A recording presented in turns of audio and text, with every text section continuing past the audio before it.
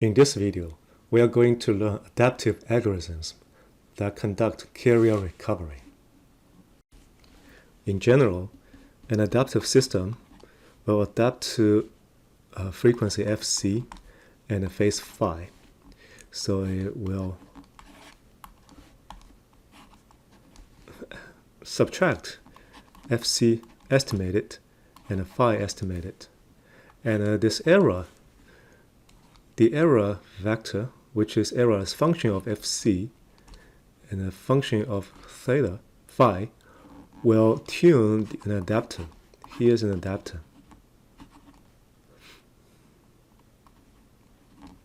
And the adapter will output the estimate of Fc and phi.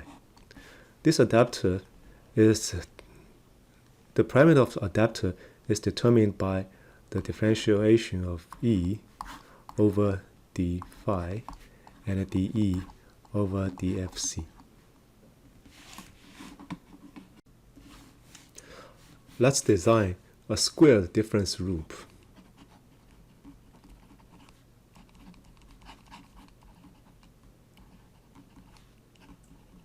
So the square difference loop is dealing with the received signal that is a clear cosine function of frequency at 2fc. So it's cosine 4 pi fct plus 2 phi. Suppose fc is perfectly known at the receiver. Our job is to find 2 phi, which is the phase. Now in this case, my estimated signal is cosine of 2 pi fct plus 2 phi hat. Let's say that's the estimated. And in this case, my adapter, because it's only a function of phi, so I don't have this term. And I have the error is the function of phi. The E d phi is the gradient on the error. And I want to use that to tune the parameter of my adapter. For an engineering system, I'm going to use the error, the squared error of the squared error as my tuning function, as my cost function. So instead of using dE of d phi, I am calculating the square error over d phi. So in this case, we know that this error surface looks like a in many cases, it's a convex function. So what I want to do is I want to tune this phi, the primary phi, such that the error surface will reach this minimum point. So that will be the minimum squared error. Now, when we tune that, when we calculate the gradient is exactly the tangent direction and make this E square as large as possible, increase as large as possible. So we need to move exactly at the opposite direction of this gradient. Therefore, my update equation for my parameter phi is a phi subtract this gradient, dE square phi over d phi. And in order not to have any overshoot, if the step size is too large, it may go beyond to the other side. So I'm putting a small step size mu and using that as my iteration equation. So this is the iteration equation. Okay, so now what we have here is I got my error is between RT and my estimated RT square. Since we are dealing with everything in a digital world, we are using a digital communication receiver. So I changed my continuous time to a discrete time kts, where k is a counter, t is the sampling period. Then the ideal received signal, let me call it R sub p, is kts. This is the ideal case, that including the correct phase phi. What I have here is I have a cosine 4 pi fct, which is kts, plus 2 phi. In this case, phi is a variable, that is variable I'm going to tune in my adapter and compare the difference between these two values.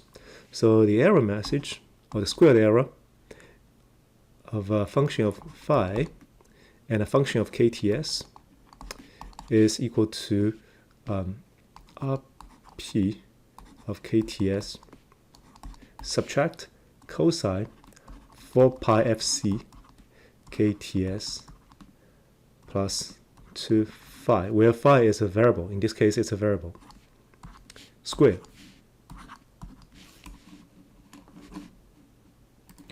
We can calculate this gradient sample by sample, which give us the algorithm called a statistic gradient descent.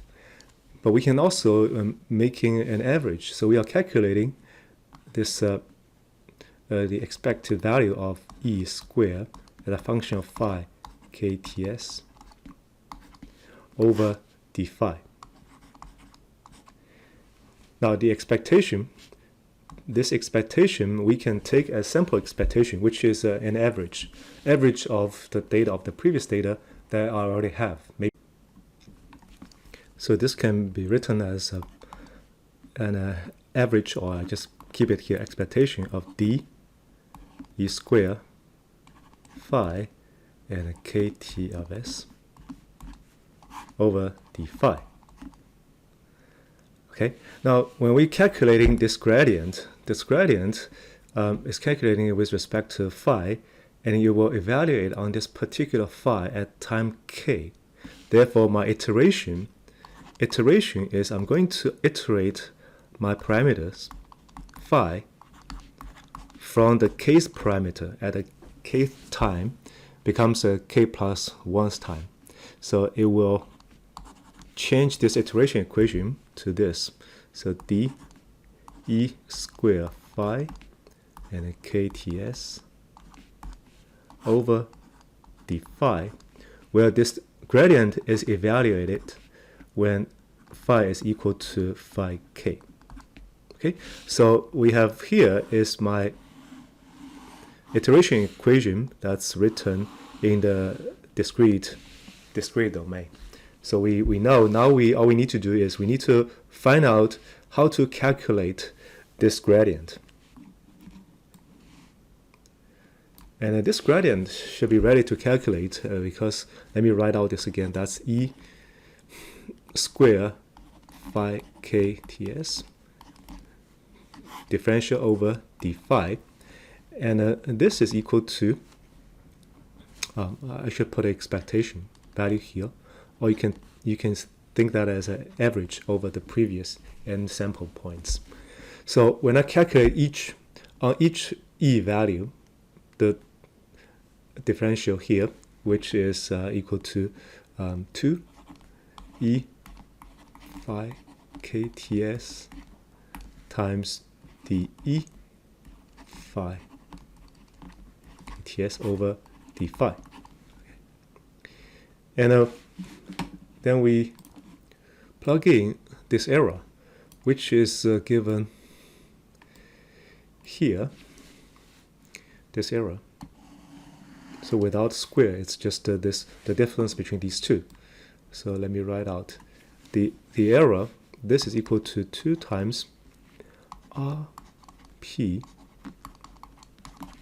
subtract cosine 4 pi FC K TS plus 2 phi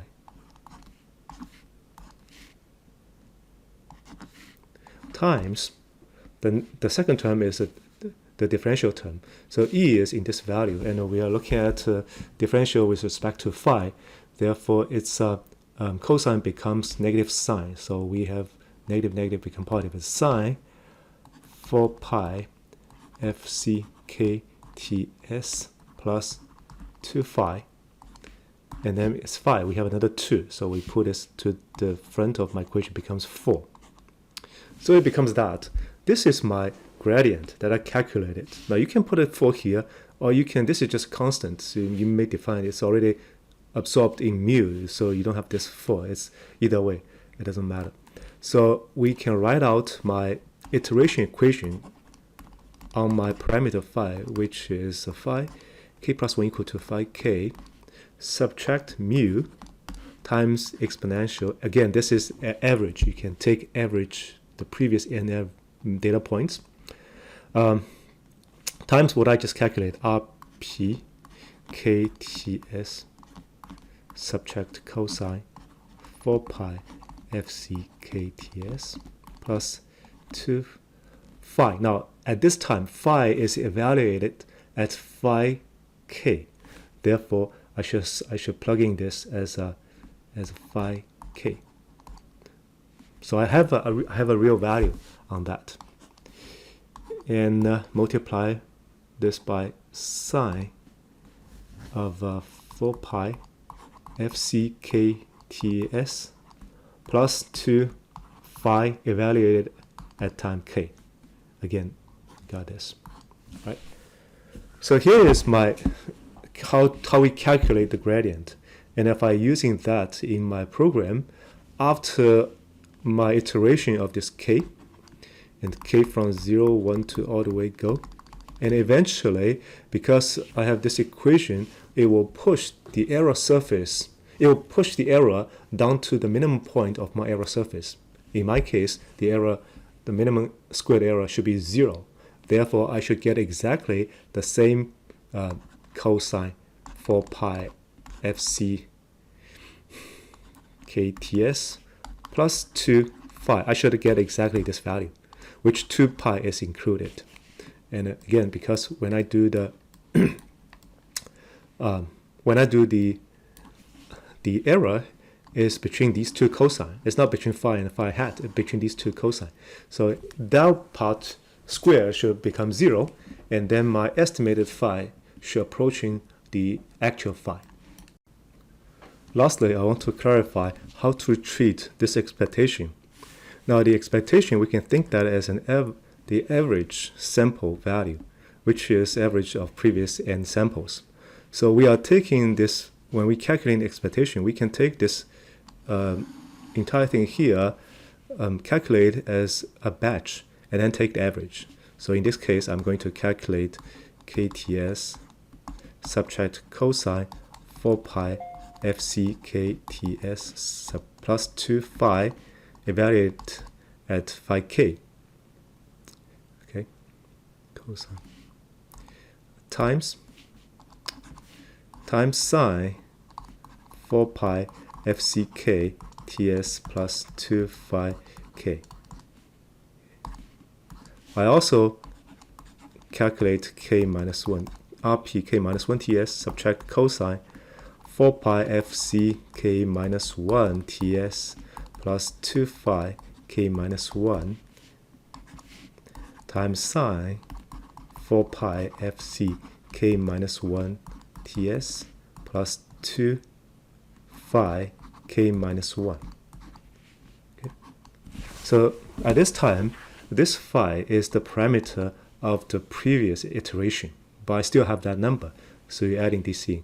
Now I'm going to collect n of these values, a batch of n, then I do an average, and doing an average. That's how I calculate this expectation in the iteration.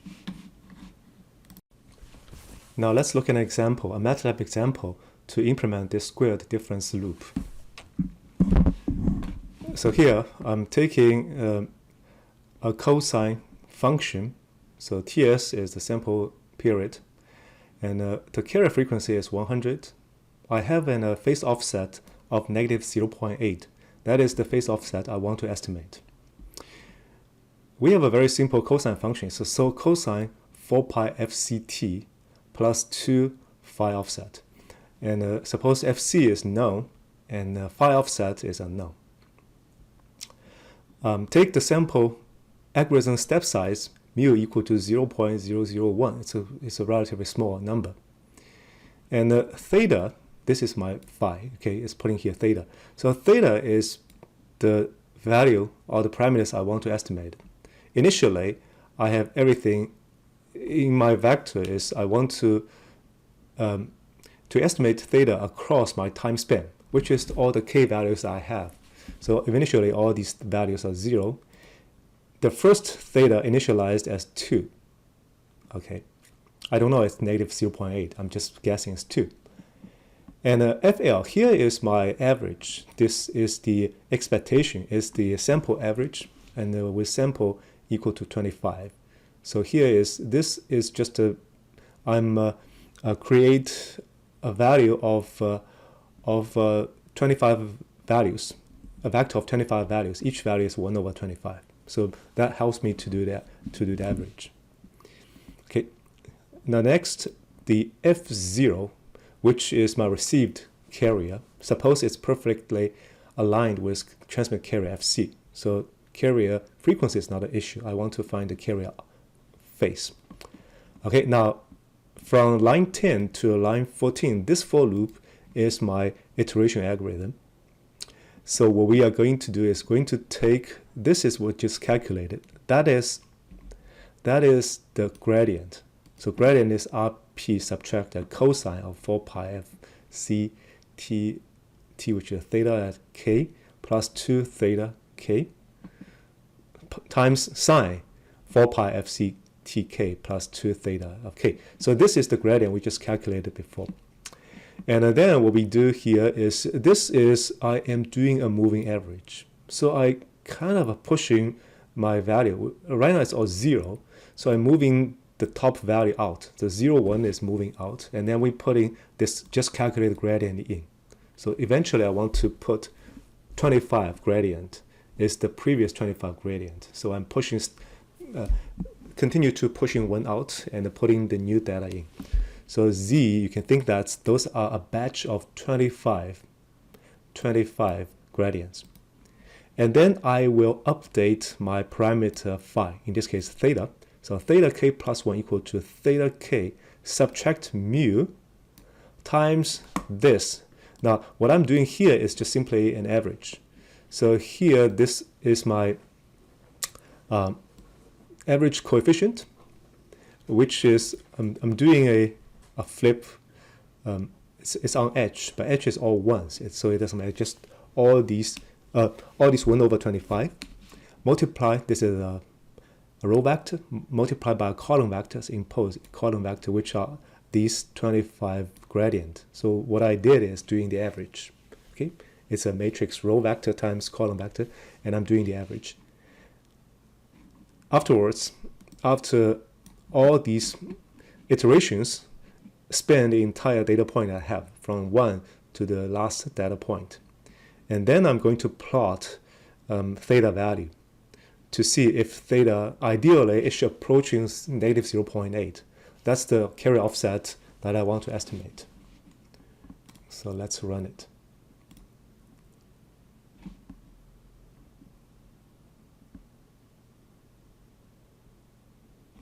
Okay, so here what we have. So I have my parameter, this is my theta parameter, is starting from 2. 2 is my initial value. And after a few of those iterations, maybe only half of those, all the iterations, is approaching a very good number. And it's eventually getting here. Let's see what is the final value. Final value of theta is, let's say, theta end. Theta end is 2.34. Now, what we want is negative 0.8. Well, because we have a pi ambiguity, so if I have the answer value, subtract pi, that will give me 0.8. So what I meant is, because I am calculating this value, so if you give me an estimated phi, which is the true phi plus pi, or plus, let's say, L times pi. L is an integer.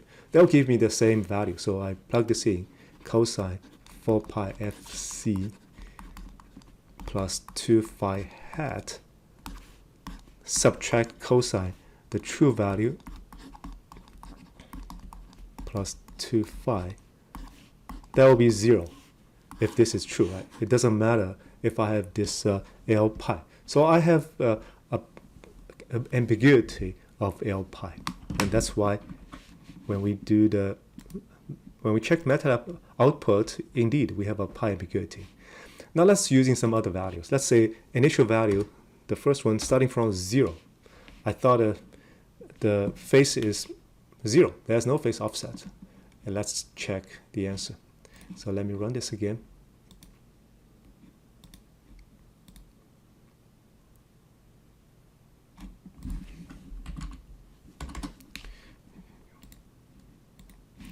So yes, indeed, it's starting from 0. After iteration, we were approaching this correct answer, which is negative 0.8. Negative 0.8, which is my phi, the phase value. Finally, let's check the error of this problem again. This squared error is given in this red box. Actually, when we calculate, we are using the expected value of the difference between the true carrier signal and the estimated carrier signal with the estimation of phi hat in it. So let me rewrite this here. The squared error is the expected squared error between these two values, RP and the estimated cosine function. The expectation can be treated as average, which can also be treated as low-pass filter. A low-pass filter is only going to take, it's actually going to take close to DC, the signal. A low-pass filter of the difference, square difference of these two in the bracket. And I can plug in these numbers. The first is a cosine of 4 pi f0 kts subtract 2 phi, where here phi is the true value, so that is a constant. Subtract cosine 4 pi fc kts plus 2 phi hat plus and square. Okay. Here I know this f0 is fc, so let me change that to fc. I know exactly what is the carrier frequency, only worry about the phase. I have a low-pass filter. Again, low-pass filter is coming from doing the average. Low-pass filter of these two, and a squared of these two values, the difference of these two values. So we can find out that that is cosine 2, cosine square, 4 pi fc kts plus 2 phi plus cosine 2 square 4 pi fc kts plus 2 phi hat. Subtract then the product of these two terms, 4 pi fc kts plus 2 phi times cosine 4 pi fc kts plus 2 phi hat. Okay, low pass filter of this term in the bracket. And using some calculation, I can find out these trigonometric terms can be written as a 2 plus cosine 8 pi fc kts time plus 4 phi plus cosine 8 pi fc kts plus 4 phi hat. This is coming from the first two terms. And then I have subtract 2 cosine 8 pi fc kts plus 2 phi plus 2 phi hat. Subtract 2 cosine 2 phi subtract 2 phi hat. These coming from the later two terms from the previous step. So I have here. Now because I'm doing a low pass filter in this case I'm only care about something around 0. And in doing the low pass filtering, these high frequency terms, which has a frequency of 4fc, will be filtered out. So what we left here is basically the first constant, which is a 2 here. The constant is obviously it's a DC, so a low pass filter, it will pass.